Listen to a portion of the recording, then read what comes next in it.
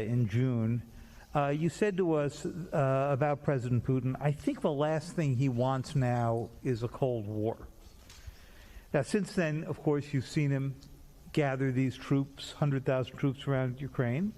Your Secretary of State said today he thought he could invade it at any moment. You've seen the cyber attacks, and you've seen the demand that he have a sphere of influence in which you would withdraw all American troops and nuclear weapons from what used to be the Soviet bloc. So I'm wondering if you still think that the last thing he wants is a Cold War.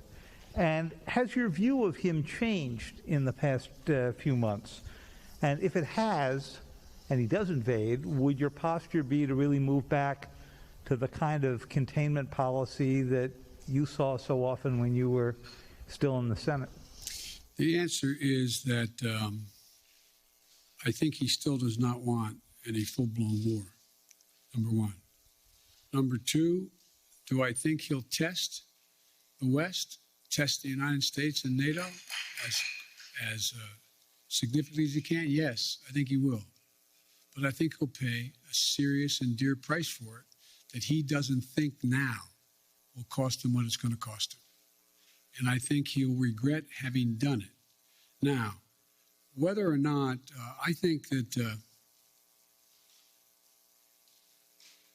how can I say this in a public forum?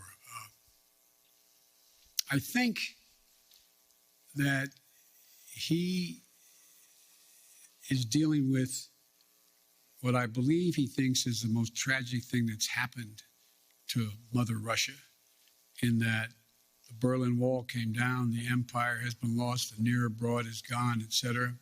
The Soviet Union has been split. But think about what he has. He has 8 time zones, a burning tundra that will not freeze again naturally, a situation where he has a lot of oil and gas, but he is trying to find his place in the world between China and the West. And so I'm not so sure that he has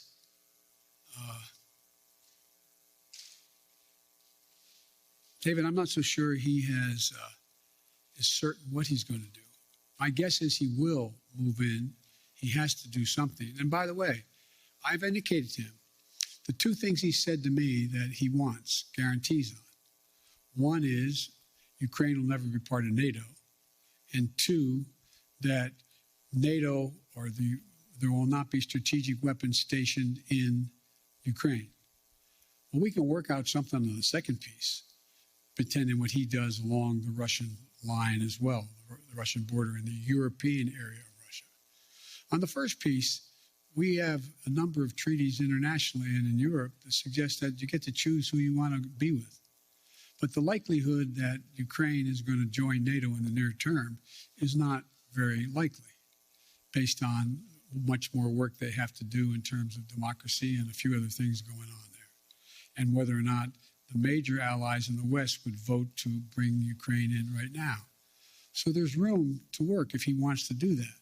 But I think, as usual, he's going to, well, I probably shouldn't go any further, but I think it will hurt him badly. It sounds like you are